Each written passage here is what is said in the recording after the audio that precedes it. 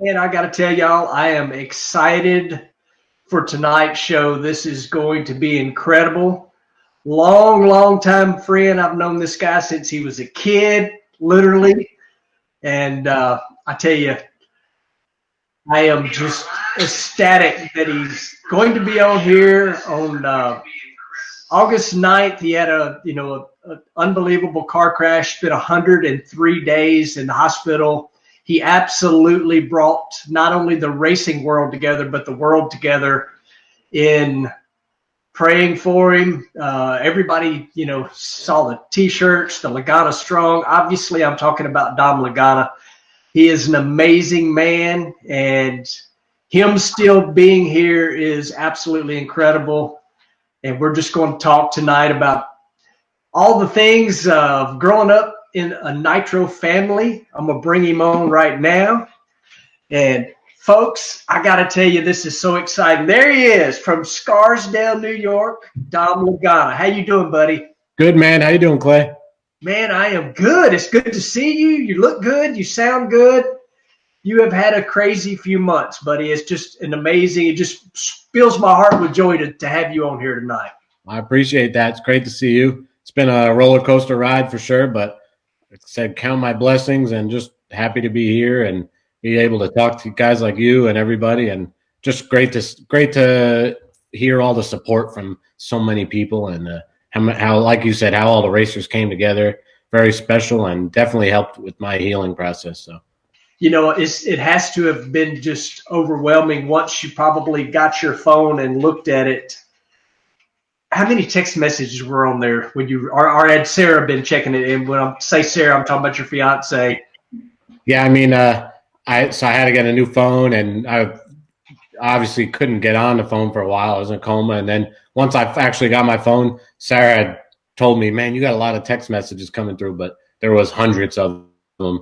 And heck, I think I was even one of the first ones I texted was you. And I remember texting you. You were in the lanes, I believe, at St. Louis. It probably was. That was when I first got my phone back, and it was like before the first qualifier. You were texting me, so it was pretty cool. But I wasn't necessarily going to tell that story, but I'm going to tell it since you brought it up. So I know where you're going with it. So from the time that you had the accident, I didn't expect a response. I would just send you a text. I sent you videos of me and you running against each other. Yep. I would just say, hey, just checking in. And you have no clue. I'm literally like moments away from putting my helmet on, and I hear my phone. My phone don't make a noise when it gets a text, but my phone went off. I heard it vibrate. I got my helmet in my lap. You know the deal. Helmet in my lap. I got my head sock ready to go on, and I hear my phone. Well, so I take a break and grab the phone, and I see your name on there, and I'm like, oh my goodness, And I'm just going to tell the truth. I about started crying. I'm like, oh my goodness, Dom answered me, and it meant a lot. It was like, holy crap, Dom texted me, and kind of composed myself and went and showed Donna. Donna's sitting over here, by the way. And you made my day. I went out there and got my butt kicked early, but it didn't matter, man. You answered my text, and I know you just had to have a pile of them, but man, it's just, I can't even begin to tell you how awesome it is to see you. I'm excited to have you on here. And we're going to talk about a lot of stuff. We're going to, get into the family stuff. But I just wanted right off the get-go, because I know there's a ton of people that, just didn't have a clue. Just want to see you. Just wanted to see you and hear you. Just same as me when I got that text. I was like, man, it made me feel good. Yep, you made my day. I remember texting me, and you were saying, oh, yeah, I'm in the lanes getting ready to run. And it made me feel real special. And then also I looked back on the text once I got my phone, and I opened the video. You sent me the video from Martin, one of our match race runs, I think the night run. And so I watched that first, and then I texted you, and the timing worked out perfect because it was right before your run. So it was. I mean, people probably don't realize, and, everybody gets so focused on the NHRA, but we had a lifetime worth of stuff in the IHRA. You and I, Bob, traveled up and down the road, went to all these races. I mean, even a couple of the guys that you work with right now at Capco worked on the Werner car, you know, Justin. Yep. So, but I do have some questions. I want to just have you just tell me whatever comes to mind, whatever you'll talk about it. And we're going to cover some of that IHRE stuff. But first thing I really wanted to talk about was your dad. Your dad was like an amazing guy, traveled, raced, match race, and he always did it on his own. You know, it was never a big corporate deal. And so do you have a memory of him not having a race car? No, I mean, probably. So he bought a drag. He always ran funny cars forever. And then when IHRA got rid of the funny car class in 1992 or 3, I believe, he bought a dragster. And then he had a funny car fire in 94. And we had a dragster, but we weren't running it that much. And so maybe when the funny car burned, he was without a race car kind of, because the dragster was new to him. But, you know, he went around after a couple of months and turned it into fuel altered. So that could be the closest memory I have of him not having a race car. But he always, whether it was race cars or even, you know, he really enjoyed muscle cars and working on his friends' cars at home in New York. So anything cars, but race cars for sure, you know, never without one. So what's your earliest memory of going to a racetrack? I want to say I'm probably 4 or 5 years old at Epping or Englishtown, and literally I was that young cleaning an oil pan or cleaning or finding valve cover nuts, putting them on, you know, the old mag valve covers. But that's for sure. Cleaning an oil pan would be my earliest memory. There was our Uncle Alfie, you know, God rest his soul. He always told me the story of the old man had our whole family out, which he always did, and made racing like a camping trip also. So we all slept in the Ram truck and set up a tent. And Alfie and a couple of guys would told me that up in Epping one night, the mosquitoes got in the Ram truck and were attacking the hell out of me. And I was just crying all night. I mean, I'm talking, I was 6 months old maybe or less getting attacked by mosquitoes. So a lot of people told me that story. So that's my earliest well, not my memory, but that's my earliest, you know, fond memory of it. So you mentioned the ramp truck and you mentioned staying in there. So how many people are we talking staying in the ramp truck? I mean, to be honest, 3. There was I can remember two for sure, but 3 of us, of me, my brother, and our 2 sisters, sleeping in the sleeper part, and then one person was laid in the front seat.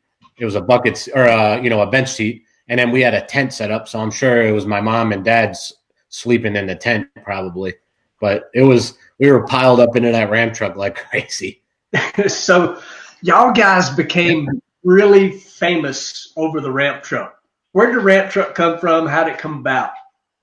I can't remember or recall right now 100% where it came from. I know he got it when he always had Ram trucks, and there was I believe we had one before the actual one that we kept for all those years. And I mean, just it was his way. It's like, as they say, the rigs, you don't race the haulers on the racetrack, you race the race cars. And that had to be our motto, running off a Ram truck. You know what I mean? I mean, it used to be maybe in the 60s, 70s was like the top thing. And then during the 80s, when the old man got his first funny car and was racing, the Ram trucks were getting phased out and guys were getting chaparral trailers, and, you know, John Force and those guys had 18-wheelers as early as the 80, 88 or 89, I can remember. So even back then, it was like, oh, you got a Ram truck, you're kind of outdated. And here we are in 2003 still running off of it. And it was definitely, at that point, it was more of like a gimmick, and like, holy crap, those guys are still running on that thing, and look how good the car runs. But that was our motto, and it also taught us the do whatever it takes to survive motto, and, you know, which we still keep with us for sure. So which is actually one of my questions. So your dad was known for being able to just make stuff work. What is maybe one of the memories you have, or kind of crazy things that he took something and MacGyvered it together, so to speak, and maybe it worked and maybe it didn't, but I mean, he was known for being able to just make things work.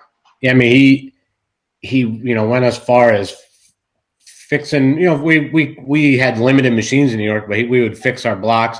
And then, like, when he he had a wing failure at his license run at Island Dragway in the dragster, and it smashed up the front half. I mean, he had a bad crash.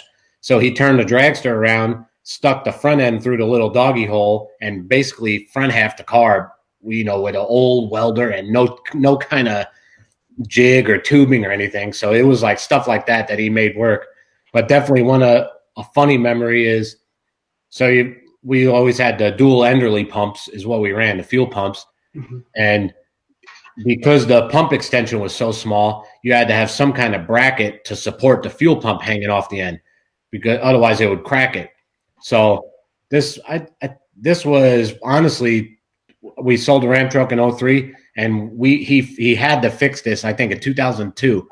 We happened to be at an NHRA race, might have been 2001, and Ray Alley comes up, and it was Ray Alley comes up and says, so my dad made a bracket that held the fuel pump extension up, and it was an old Miller Lite can or a bottle opener, one of those wide ones, and he welded on it and spray painted it black, and it worked. We ran it for a long time, and it was either Olson or Ray Alley finally said, they took our old dad aside one time and said, Bobby, we're real happy you're making everything look good, and you're running good, you're representing well. Said, but do you think it's about time that you got rid of this fuel pump bracket? I could see the Miller Lite right on it.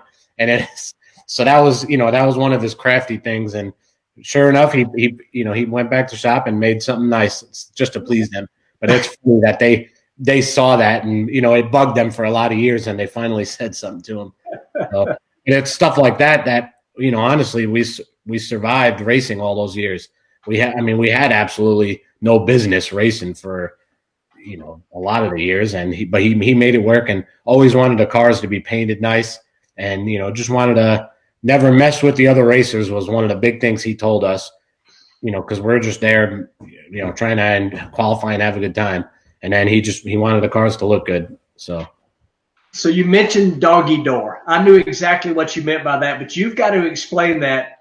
I'm looking at over here now. We have a pile of people watching this, so you got to explain the doggy door, and I know exactly what you're talking about. Yeah, so our house in New York is in the suburbs, and had basically a 4-bay garage behind it, but like an old garage, just long enough to fit a long car, and maybe a little bit longer than that. And that's the funny cars fit perfect in there, or the funny car did. So then we got the dragster, and just like he did the Ram truck, the funny car fit perfect on it. He made ramps for the front end of the dragster to hang over the sleeper of the Ram truck. So then we bring the car back. We're like, what are you going to do about the garage? So he cut a doggy door basically right in the front of the garage, just wide enough for the front half of the car.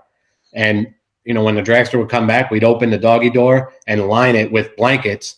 And then the front, basically from the footbox forward, would be sticking out in the elements. And, New York gets its nice summers. It basically has all 4 seasons, and it has had some rough winters.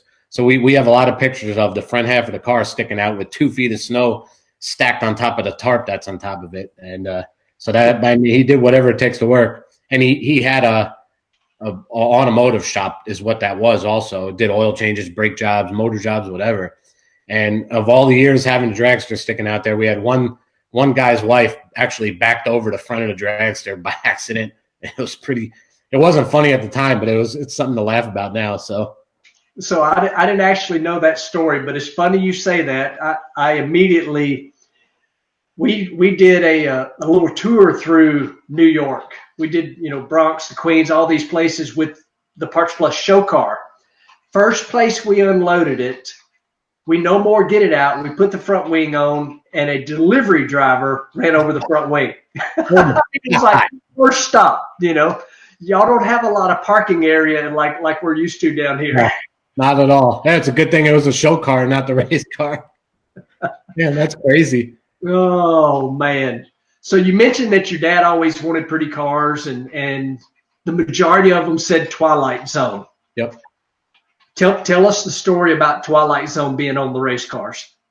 I mean, he pretty much, he had a few stories that he told me about it, and Bob, but pretty much the gist that I got, the Twilight Zone came from basically he had to be in the Twilight Zone to race, and race the way we were trying to make it.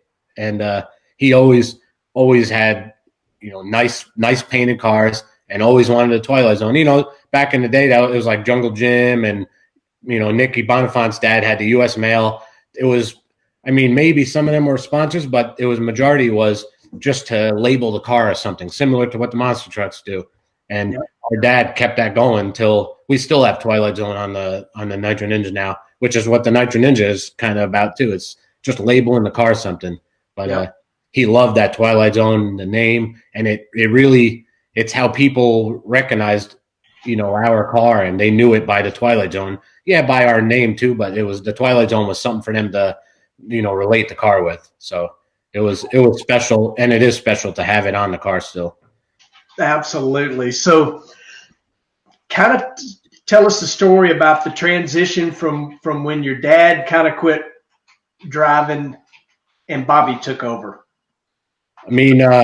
Bob, when he first started driving, it was old parts. Car running 540s when other cars are running 470s. And our dad was a great driver, a great mechanic. He is a survivor. He definitely wasn't the best teacher to his son driving a top fuel car because he was so nervous.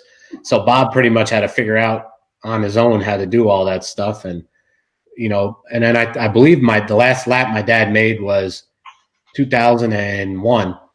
I think it was at NHRA Columbus. It was either 2000 or 2001.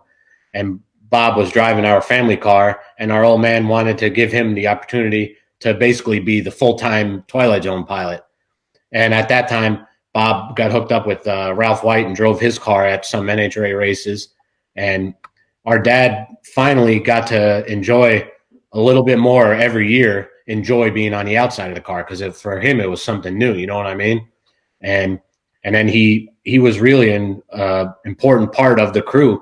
Like, he bolted ahead on and off until he passed away in 2013. And literally, if he didn't show up to the race, we had to basically find somebody to fill his position. So it could get interesting with me, him, and Bob all in the same pit. You could fatherly arguments and stuff. But we get over it after 5 minutes. But he loved racing and loved working on the car, and it was awesome for him he got to drive for all those years, then get to enjoy seeing his Bobby, and then also me get my license, and he enjoyed it a lot more by not driving, those last 10 or 15 years, and I'm glad it worked out that way, honestly, for him. Yeah. So tell me what your thoughts were. Were you scared, nervous when Bobby got in the car for the first time? Bobby got in 96. I think he made his first lap. So I was just 11, and I couldn't, it was at Englishtown, his license run, so I couldn't go on the starting line because of their crazy rules. So I'm in the stands with our sisters watching him make his first runs. I was nervous because it's a fast race car, but I was excited for him and, excited to see it progress. And then when he finally made his full pass to get his license, I actually snuck into Alfie's tow vehicle and, it was cool. It was special to see that moment also. Heck yeah.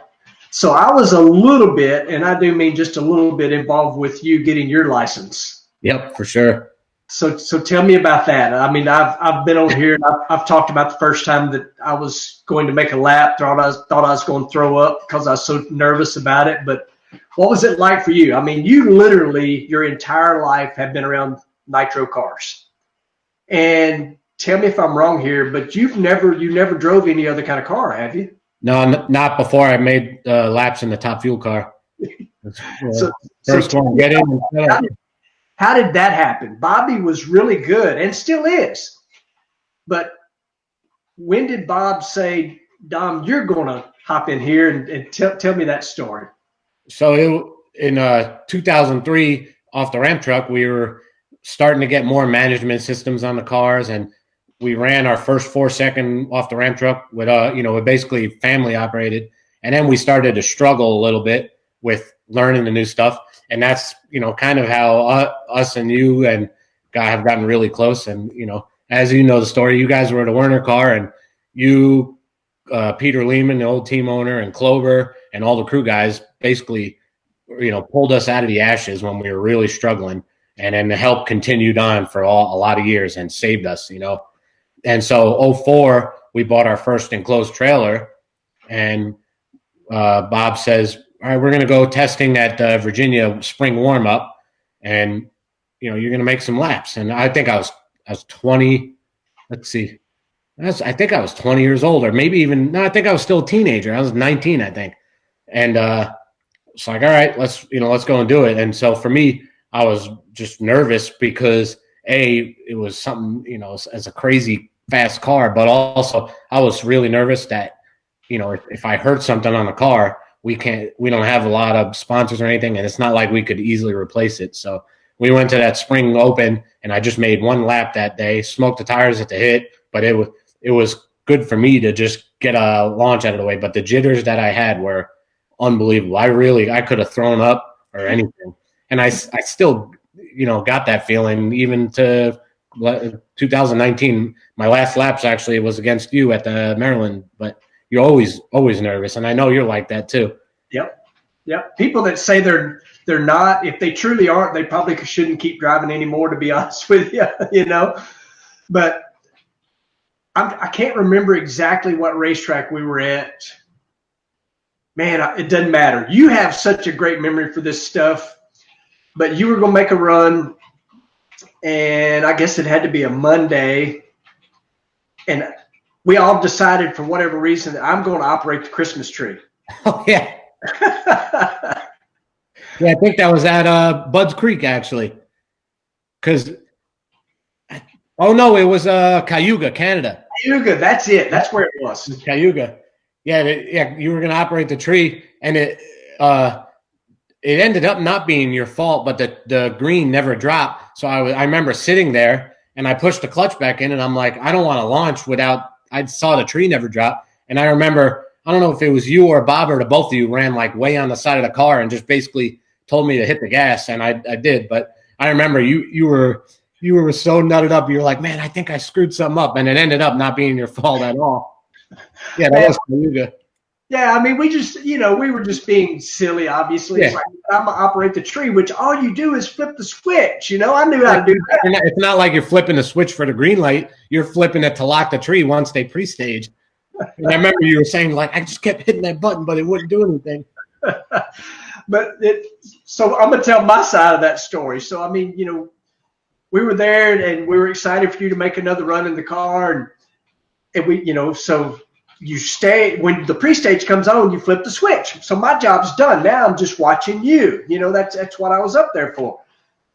And you stage, the tree don't go, and, you know, me and Bob are looking at each other, and I'm like pushing that button, and it wasn't me that ran up there. Bob runs over to the side, and I can remember this plain as day, and he just drops his arm and screams, "Go!"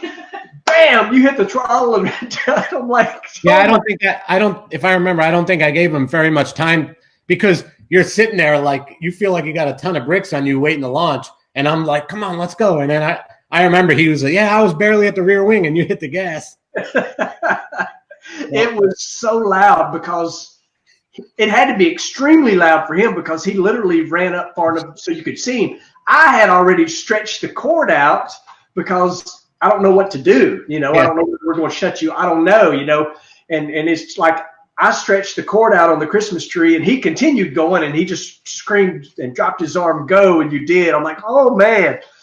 But, man, we could just sit here and tell all kinds of stories like that. But since we're on the IHRA thing, what is your first memory of my current crew chief and my crew chief back in the Werner days, Mike Klober?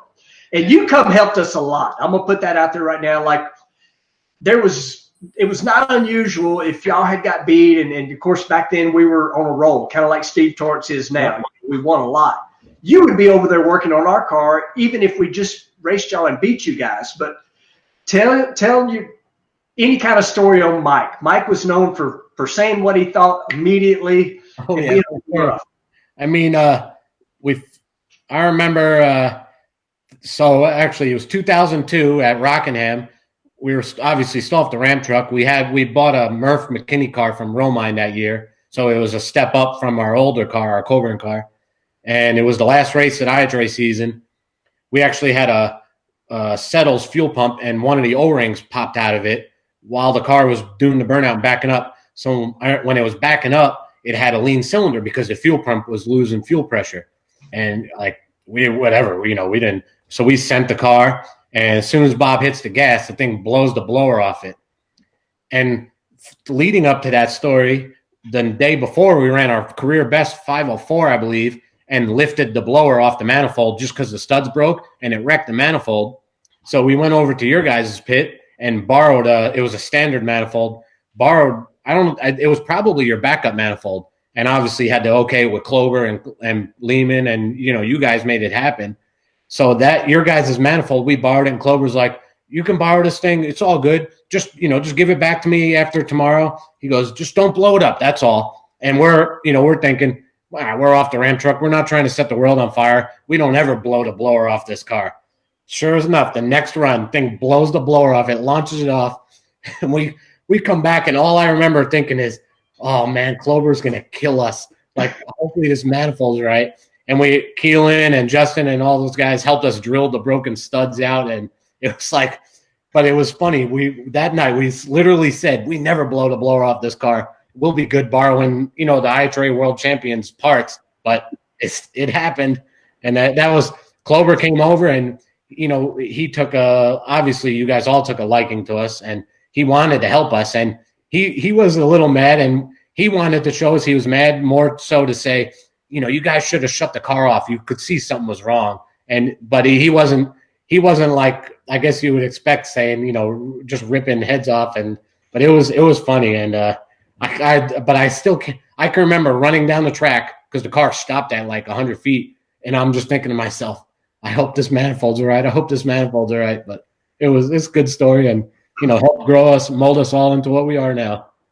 Yeah, I mean, I know Mike's definitely a guy that says what he thinks, but he doesn't brag a lot. But I know he takes a lot of pride in that, and I don't even know if I should tell this or not, but he literally brought y'all a tune-up book at one point, and here it is. Here's what we're doing, and even better in bringing down. If you remember at Grand Bend in 2004, we blew up our last motor, and we just kind of threw in the flag. We had qualified, and here comes Clover down Sunday morning. We stayed up till midnight trying to make stuff work, and nothing will work. He comes down Sunday morning with a short block on one of the dollies. Here you go, put this thing in the car, and we're like. And Nitro Dave, which we would still bring with us, obviously, for a while. And I remember Nitro Dave losing his mind. And but we put that motor in. We ended up missing the call by like a few minutes. But that was the start to running a newer style setup, and brought a tune-up book down to us. And him, and then you guys had Lance on the team back then too. And Lance taught us a lot and just took us under our wing, to teach us about service and parts and maintenance and that kind of stuff, the important stuff, Yep. And Lance is always good for some good stories also. For sure. So since we're on this IHRA path, tell me the story about y'all's first IHRA Top Fuel win. Your first win. Man, that was unbelievable. Our dad actually was sick that weekend, and he ended up not being there for that, which was sad. But I remember we were just, with car, we were getting a better handle on it. It was running good.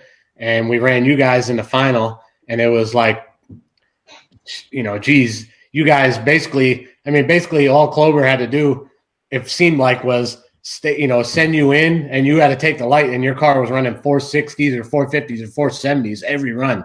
I mean, you guys were that good and that consistent. So we're running you guys in the finals, and we're just, whatever. We want to win. And then I think it was a pedal fest by both ends. Bob pedaled our car like 6 times, and we won the race. And heck, we had an in-car camera, and before Bob even got out of the car, unbuckled, you were running over to the roll cage, shaking him. And it was special that we ran each other for all the help that you guys had given us for IHRA days. And to get our first win was awesome. That was definitely a cool deal. That was definitely a big, I got goosebumps thinking about it right now. I mean, I certainly didn't want to lose, but I knew what a big deal that was for you guys. Yep. And I did. I was trying to get out of the car even before I got stopped so that I could go hug Bobby, and I couldn't wait for you to get down there. Because it was, such a cool deal. You guys had literally, you just mentioned it. Y'all had about thrown in the towel. Y'all had done this for so long and struggled with nothing, and literally, eating peanut butter and bologna sandwiches or whatever it was you had to do, to do it. And then y'all won that first race. And I was actually honored that it was us that y'all beat, because, we were the Werner Army over there, and yeah, for sure. And it was so cool, for y'all to do that. But, it was cool. And this has nothing to do with that run, but I can remember Mike. And again, we love Mike Clover. I mean, he's back my crew chief now, but he literally would hurt your feelings sometimes. And I can remember him telling Bob, just don't smoke the tires. Don't worry about what I'm trying to run. Yeah. It was like every time for a little while, after Mike had gave him the tune-up book, when we would run each other, he would smoke the tires, and it would make Mike mad.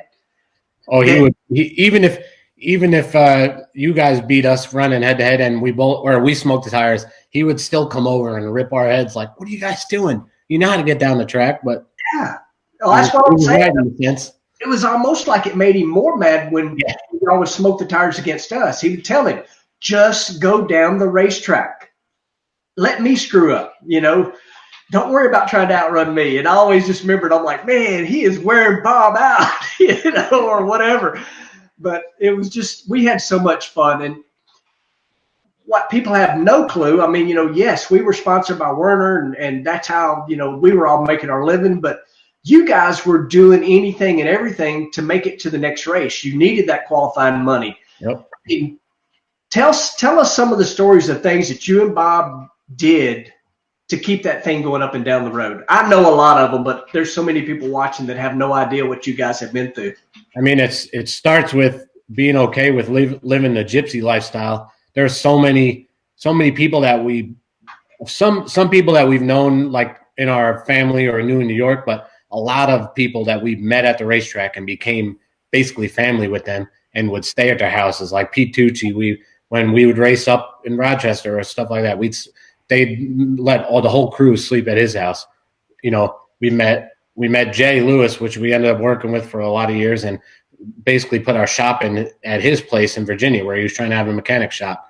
I mean, there's so many. Jim Weiner, welcomed us into his life in Ohio, and you just had to be okay with that gypsy lifestyle of just staying here or sleeping in the Ram truck or whatever it may be, piling 9 guys in a hotel room because you're just trying to make it to the next race basically, and you want to get out there, get that qualifying money to basically so you can buy some parts to get to the next race and pay for the gas.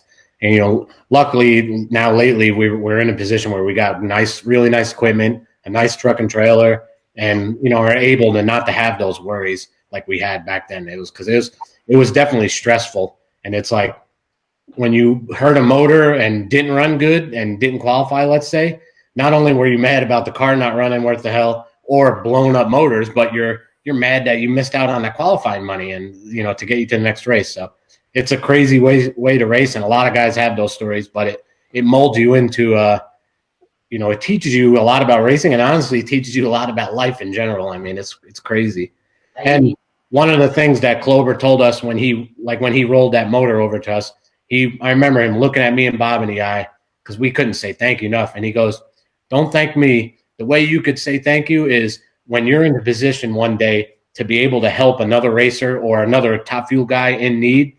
He goes, share your knowledge, share whatever parts you can, and just help people in racing in any way you can, which we had gotten that from our dad. But when he told us that, it's like, I still, when we're at the track, we could help whoever, we'll help whoever who needs it and who's willing to take the help and do something with it. And like, I always remember that Clover saying that a lot. I really, really replays in my head a lot, because you have to remember sometimes if you're helping somebody and they kind of stress you out, you got to be able to look back and say, I look back and say, I could imagine what guys like Clay's team and all these other guys that helped us when we were on the Ram truck and we had tools scattered everywhere, had a spare short block that got water on it. And, I could imagine what they were thinking. So, I need to just get back to reality and help this person. And, we still apply that with us a lot with helping people.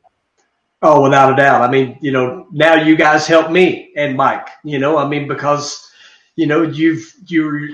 your team being Steve Torrance Capco team, we can come to you and borrow that manifold. You know what I mean? Just like what you talked about us, Yeah, we're lucky enough. And as weird as, stuff works out, our dad passed away.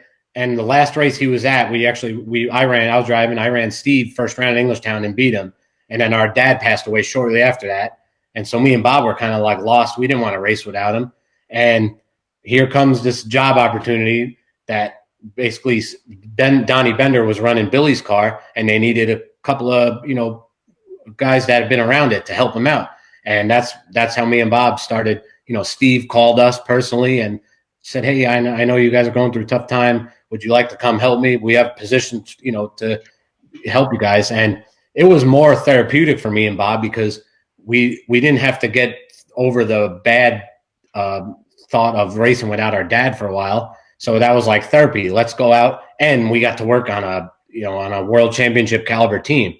And then you meet Steve, Billy, and Kay, and it's like, is this meant to be? Like, they're obviously a family operated team, and their family run company that they've built up from the ashes, runs their cars now. And Steve and Billy love driving the cars. Mama Kay absolutely probably loves drag racing more than the both of them combined. And so it's weird that you get associated with somebody like that and have the relationship that to go to the level that it has now with all the success that we've been lucky enough to have. But I obviously wish our dad didn't pass away, but I feel like he kind of guided us and guided the Torrances for us to meet each other and build this relationship that we've had now. And they're definitely a family operated team, and they don't mind. They love seeing the little guys get help, and they don't mind helping any little guys because they want to see racing succeed, and they know that the struggle of the little guys, and they want everybody to be able to race. So they're great, definitely great people, and I love them like family. Oh, we do too. I know Mama Kay and Donna text every morning, and they're great people. Great people. And I want to talk about them a little bit more, but you just mentioned that job opportunity, and I was asking you about some of the things you guys did to go from place to place. And you mentioned Jim Weinert, and I bet the majority of the people watching right now have no idea that you guys literally worked for IHRA in a roundabout way. Tell about some of the times and the things that you did with the IHRA, and I don't mean in the pits working on race cars. I mean, Jim Weiner was the starter for IHRA, but he was basically the everything for them at that time. I mean, he drove the haulers, he had the mind to be able to prep the tracks and look at a track, because obviously a lot of the IHRA tracks were pretty rough, and he was able to make them where you guys would go out and run 450s and 60s. And he was that good at his job, and basically he was the ringleader for the whole IHRA circus back then, and which it was a circus that we were all part of playing, and we became very close with him. And then when we didn't really have a shop to call home, and me and Bob would stay after races and just service the car and then load it up. And Jim told us, well, a high school friend of mine has a little freezer unit in his barn for sale on a farm, basically, or for rent. So you guys are going to, after the last race in Rockingham, you guys are just drive your stuff up to Norwalk. You know where the Norwalk track is, obviously. And we're like, all right. So me and Bob show up there. We got this little freezer unit on a farm, basically. And it was perfect. Me and Bob, it was like we could fit the dragster in there and all our tools and stuff. And then Jim's like, you guys are going to live at my house. And he had his boys, Wesley and Matt and Carrie, his wife. And it was like, we just basically invaded their life, just like the gypsy lifestyle. And, we still have stuff at that shop in Ohio, Tony Del Sante's shop. But we lived with Jim for a lot of years, and his wife. And then it was like, he was you knew Jim. I mean, he told you how it was, but he also wanted the best for you and wanted the best for racing. And we, as a driver or a worker at Ihra, you definitely saw the good and the bad sides of him. Oh yeah, him and Mike have a little bit in common when it comes to that. It's like this is how to do it, and this is the way to get it done. And, and you just mentioned a lot of the tracks we raced on weren't that great, but Jim Weinert had the ability. I don't know. Part of it was just pure hard work, but he could make those tracks where we could go down. Yeah. And he was good. Everybody thinks of Tyler Crossnow, and I could go on and on. The Traction Twins and everybody. But Jim Weinert was kind of before those guys, and he could make a track work. He was amazing. He would take, he could take basically a highway and make it, a very good prep track. Heck, so I think it was 2009, we're on the Ihra circuit, and they just had opened this brand new track in Crandall, Texas, and it was called the Concrete Palace because the guy basically, the pits, the whole entire track, the shutdown area, everything was concrete. So we got there a week early because Jim had to go to drag, new rubber, and there was a points meet that weekend before. So as they're starting to run cars down it, there's a section of a lot of the tracks chipping up because they ended up not pouring the concrete correctly. So it was brittle. But there was a section of at the half track mark that was like, it wasn't little holes, it was getting chunky bad. So that little points meet got done. And Jim's like, all right, I want you guys to run your top fuel car and let's see if the track's all right. So we made a test lap the week before there and ran good. Bob drove the half track and the car hooked up good, but the spot at half track started chipping up even worse. So now it's like you couldn't even do an 8th mile top fuel race there. You basically had to cancel the race. And now we're talking the race is coming in like 5 days. So Jim's like, everybody's basically freaking out. Jim's like, nah, I got pavers coming and a grinder. We're gonna cut up that pad, because concrete's cutting pads. We're gonna cut up that pad at half track and repave it and repour it. And we're all like, are you crazy? Like, how is you gonna pull this off? So honest to God, the Wednesday before the race, we poured the half track pad, and they came in, finished it, spread it evenly. Then we had to let it cure, obviously. Then Jim ran the grinders because that was one of his specialties, running the track grinders. And he got it. I mean, it was done. And then, the whole track's a mess. So me, Bob, Jim's kids, Matt and Wes, and Jim basically ran the John Deere sweepers, the tractors, all through the night and never slept, because we had to run soap and scrub all the stuff up and then suck it up. And I remember driving the tractor on the racetrack, like bobbing my head a few times, almost falling asleep.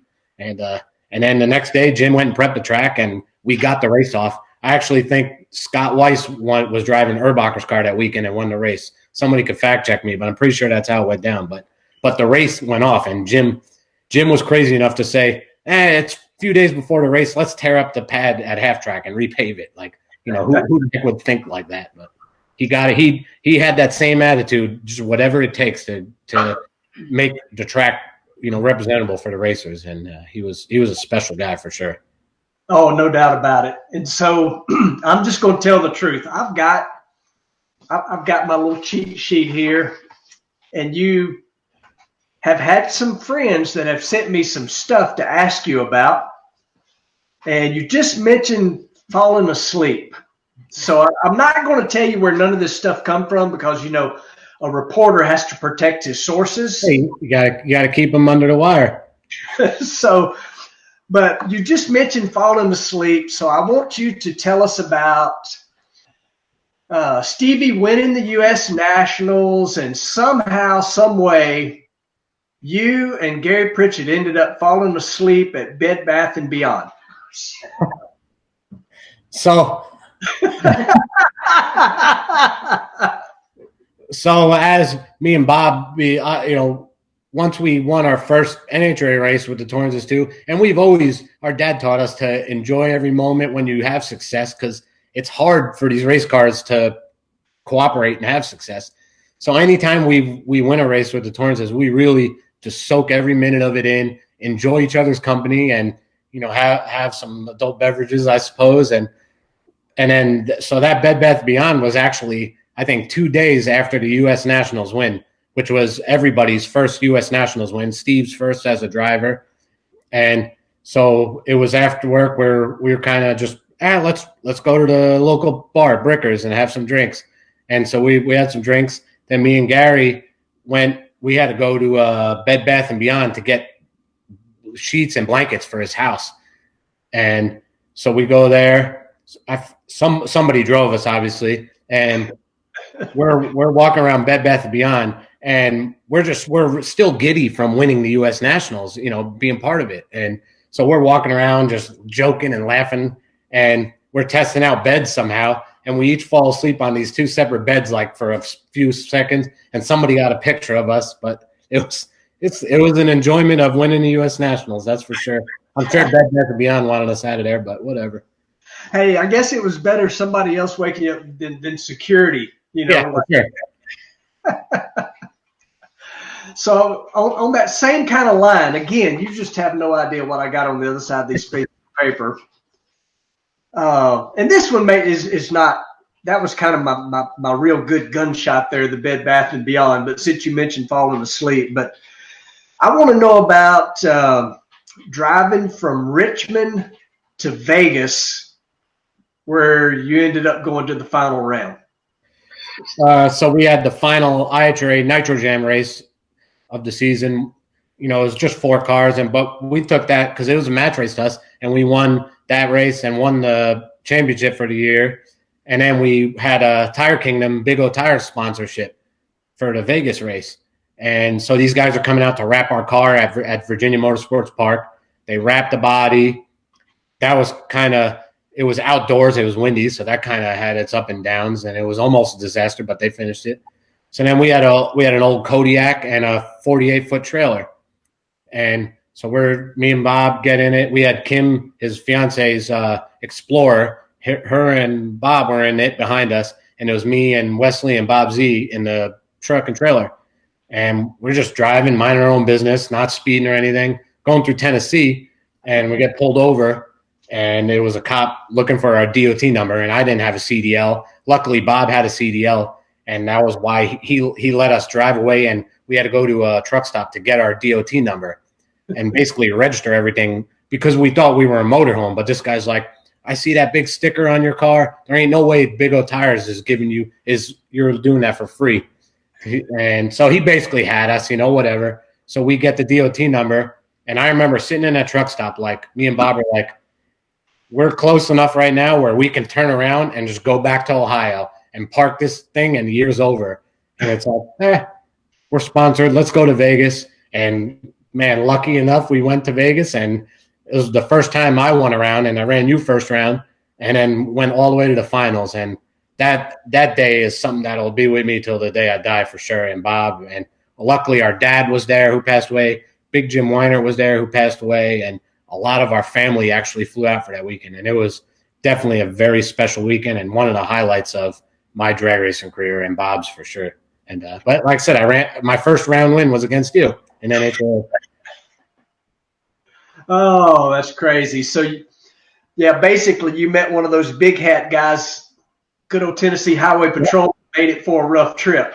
When he told us, I was driving the truck, Bob was behind me, so I knew I wasn't speeding. And once he said the CDL thing, I was like, man, I can't even talk my way out of the no DOT number by having no CDL.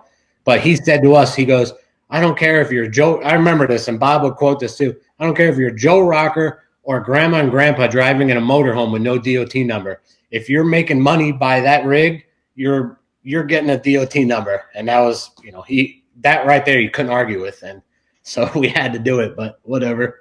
It was all I guess it prepared us for the life of having an actual 18-wheeler and having to do that kind of paperwork. So in the long run, it was good, but it definitely was almost a quitting point for that race at that point.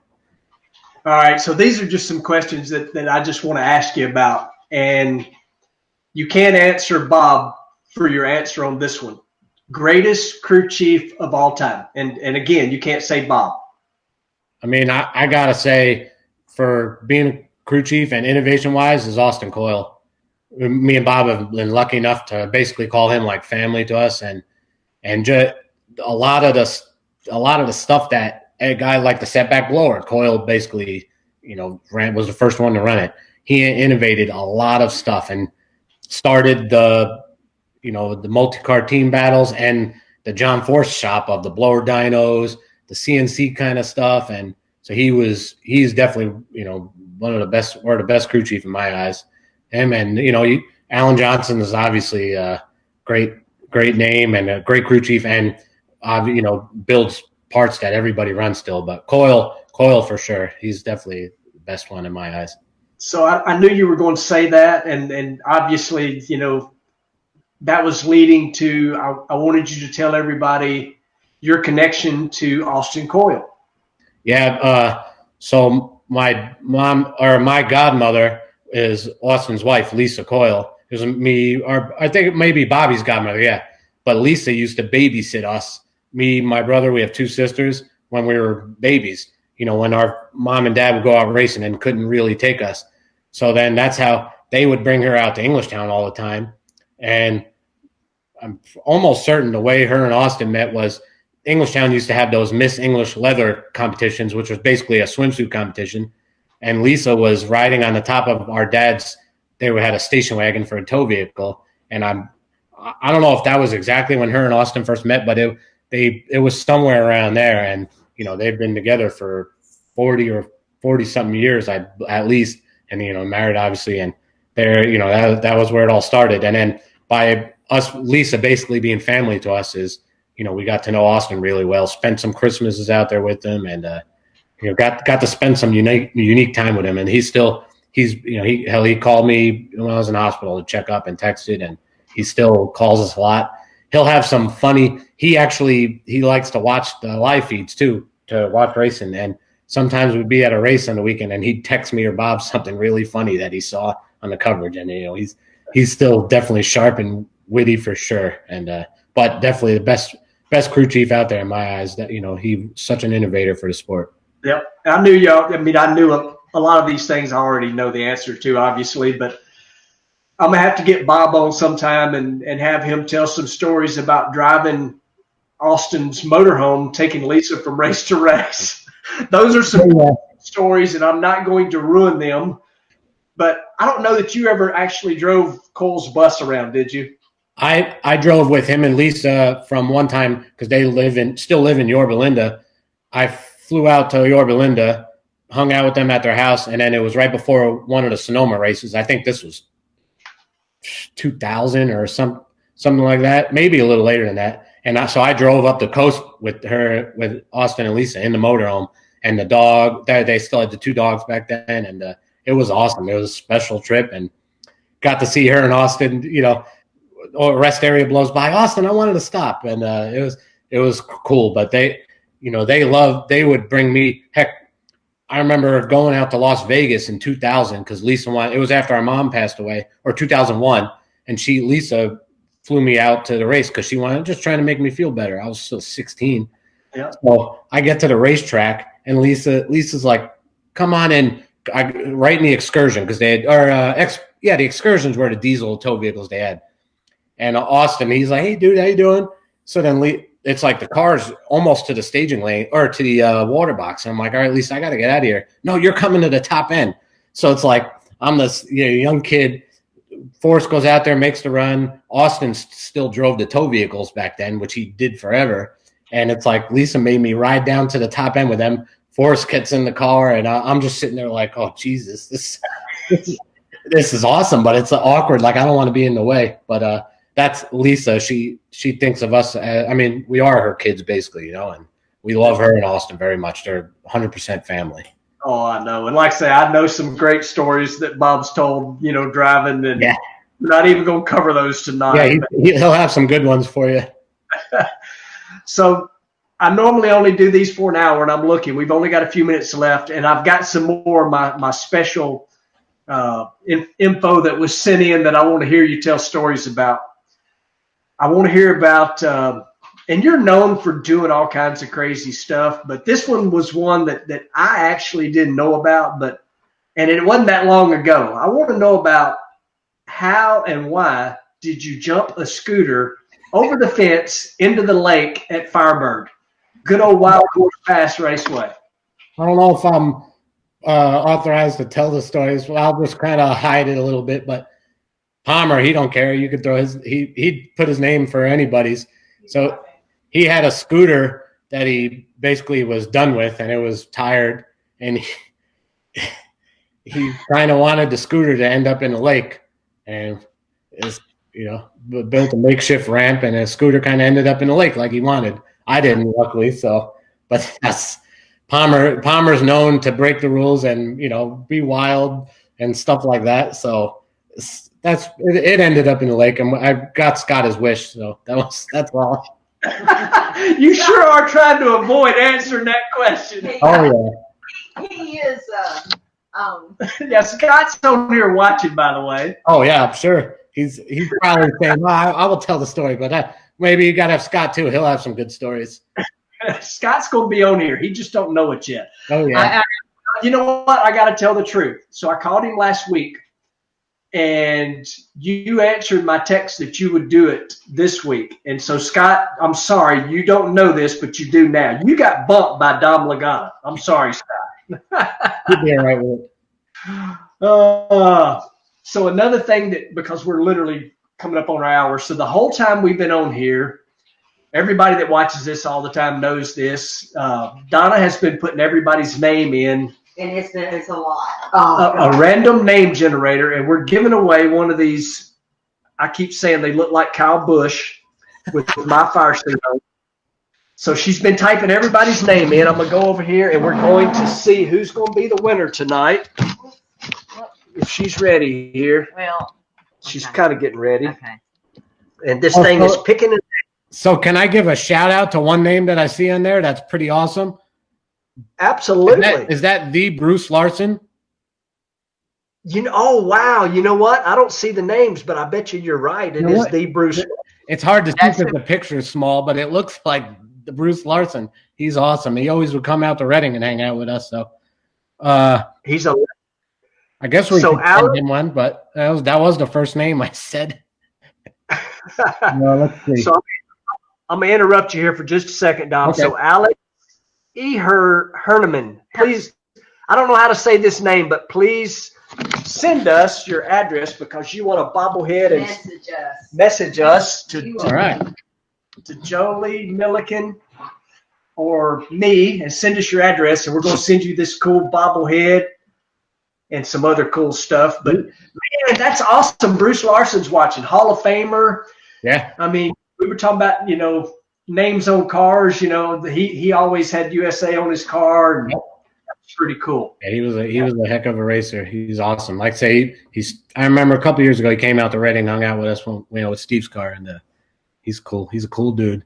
The cool thing about having Hoagie as our ringleader and crew chief, is he's obviously been involved in the sport forever, and it's how the Big Daddy car came up with Steve because Hoagie's history with him, and because Big Daddy was Steve's hero. But you get a lot of cool guests in the pit because of Hoagie, and that's one of the many perks of being associated with Richard. He's awesome. Yeah. Dom, we could go on forever and ever and ever. I mean, I've got so many things that I didn't even get to bring up. Like one of the things that some of my special people sent to me was, and I guess you're just going to tell this story, and I don't care if we go over an hour or a little bit, but somebody sent in wanting to know about, or wanting you to tell the story about wrestling with Bob in the parking lot of a hotel, and you ended up with steak in your face. Let's see. I believe it was the Dallas race. It's got to be 2 years ago, I think. And because it was 2 years ago when it was 2018, Steve won, and 2019, Billy won. So it's 2018, if I have that right. I think I do. Whatever. So we went out to Hoagie loves going out for a steak dinner after a steakhouse. We went out to what's the local it's not obviously Outback. I forget what the heck the name of it is. Whatever steakhouse is down there, and we ended up having a little bit of a food fight with the bread rolls, the sweet bread rolls and butter in the restaurant, and kind of we had the 2 Yukons because it was 2 teams worth of guys, and half the guys left in front of the other half of the guys, not 30 seconds before. And some of the dinner rolls got taken out. I think I had one. I threw that Bob, and then Bob turns around and has a steak in his hand. And it was I'm personally like a well done steak guy, but it was this medium rare, juicy steak. And he takes it. We're back at the hotel, actually. Or I think I threw that Bob, and we're back at the hotel. Bob has this thing in his pocket, and I had a pretty good beard. He smears it on my face, and the juices were running down my beard, and it was disgusting. And I remember the smell. It wasn't even a good smelling steak anymore because it was so old, and it just lingered. I had to go in and shower like right then and there because it was like I about threw up. And yeah, Bob, I thought I got Bob with the dinner rolls, but he got me with the steak. And all the guys, Justin and all the guys were dying laughing. Justin might have been the one that told you that story, but yeah, they're all dying laughing. Reveal my sources. I'm just saying. Yep. Last one, because I got so many text messages today once I posted that you were coming on here about things, stories, but I want to know about a trailer tire rolling towards you coming down the highway, and you may or may not have ran over it. Oh. It was 2019. We ran our family car at Gainesville, and one of Steve's guys, we call him Beeve, Mike Cleaver, he's riding shotgun with me in our truck because Bob was doing, he drives Steve's race rig basically all the time. So Beeve's riding with me. We're going up I-75, left Gainesville, about around the road for about an hour and a half, almost to the Georgia state line. And Bob and them, so we'd just gotten the first brand new Kenworths with Steve's trailers, that Billy bought. I mean, these are brand new Kenworth. Bob's behind me, and so he passed me because he's like the ringleader, and all the rigs were following him. Bob passed me, and no shorter than 5 minutes later, I'm going. All of a sudden, and we're cruising at 70. All of a sudden, at the corner of my eye, I see this trailer tire bouncing over the median, and I'm like, it's gonna miss me. And I'm like, it's coming right at me. And at that, you can't swerve because you'll wreck. You can't lock up the brakes in an 18-wheeler. So I obviously let off, kicked the Jake brake on, and slowed down as much as I could. And this freaking wheel, it literally it bounced, and it was like it was a magnet, and right in the front of the truck. And it luckily didn't hit the radiator. Luckily, it didn't bounce up through the windshield, but it hit the bumper, blew the bumper out, and then went under the entire truck and trailer. I saw it get spit out behind us. And I'm like, where'd this come from? Then I look over, and they had to be teenage kids towing a boat trailer, and they lost a wheel on the boat trailer, and the trailer's sliding around. And it was scary as hell, but like I said, luckily it didn't come through the windshield, and we found a truck shop up the road and fixed it up for me. I had to stay there overnight, but it was wild. I had that noise because we hit a deer once in a Ram truck, and it was way louder than hitting a deer because it was a rim and tire. And I remember Bob on the CB as soon as we hit it. You guys are right. You're right. And I'm like, yeah, we're good. I said, I don't think it blew out the radiator, but it definitely got some stuff. It messed some stuff up. That's for sure. And sure, the people they never came around or nothing like that. Of course not. Of course. All good. Yep. Watch out for flying trailer tires. Man, yeah. I was glad Bob had just gone in front of me because if we were in the other positions, that it would have maybe hit the brand new truck that they just got with Steve's rig. So, and that's the battles of going up and down the road for sure. Oh, we could spend hours just telling road stories, no doubt about it. Well, Dom, I have to say that I am so glad to have you on here. I'm so glad to see you, and I am very excited for all the awesome things you're going to do in the future, buddy. Can't wait to see you at the racetrack. Can't wait to give you a big old hug. I don't care about COVID. I'll keep my mask on and here or whatever, but you get a big old hug from me. Don't worry. Oh yeah, me and Donna love you, and we always have, we always will, and it is just fantastic to see you and have you on here, buddy. Thank you very much. I'm as I say, I'm glad to be seen, and I'm very fortunate to have gone through what I've gone through and come out as good as I am, or not have obviously the worst happen. And I'm just thankful every day and just fighting back. And my goal one day will hopefully be back at the racetrack working, and we'll see. Look forward to seeing you out there, and it'll be emotional for sure, but it'll be awesome. And hopefully the 2021 season will start off good. It's going to. And I didn't even get to the story where you drove the family funny car and hit a cone right in front of Gary when he's all nervous trying to get his freaking top fuel license. Yeah, in front of Gary, and Jimmy Prock was there running Robert's car testing, and a bunch of the high crew chief guys. And I'm like, if you're gonna drive a funny car, you gotta hit something out of the way early. So I got it out of the way on the first run. Dom, you have a good night. Again, I'm glad you're here. Can't wait to see you at the racetrack. You keep doing all that physical therapy, all those things you were telling me about, and you'll be at the racetrack before you know it. Can't wait for it. Thank you very much. And you can text me as always whenever you want. Send me racing videos or whatever, brother. But thanks for having me, and stay positive and love your life, everybody. That's it. Absolutely. Folks, we'll see you next Tuesday night. Appreciate you tuning in as always. See you guys. See you.